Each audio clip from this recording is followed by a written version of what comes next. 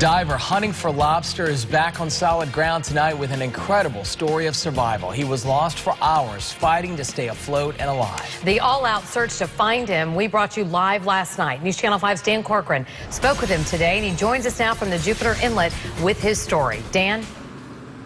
Well, Jay and Kelly, 2 miles out of the Jupiter Inlet and all alone. This diver knew that time was certainly not on his side, but he kept pushing and paddling his way back to shore.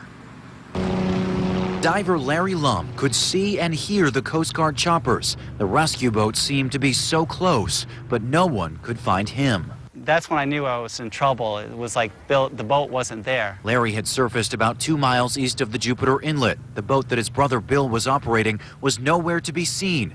The 46-year-old had been about 80 feet down, lobster diving. He didn't realize it then, but he had pulled his dive flag beneath the surface, making it impossible to track his whereabouts. His brother called for help.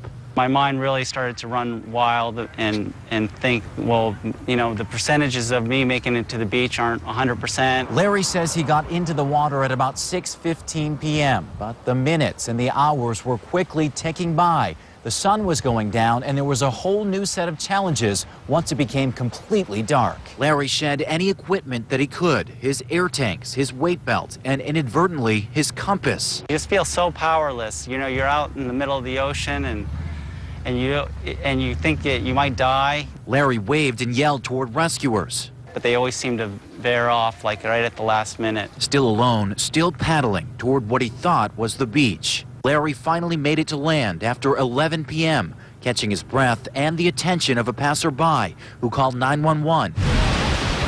A day later, and a News Channel 5 viewer says he found Larry's dive gear in about 80 feet of water several miles north near Fort Pierce. Oh, yeah, is that yours? Yeah, I think so, yes. Relief now after a terrifying 5 hours lost and alone in the water.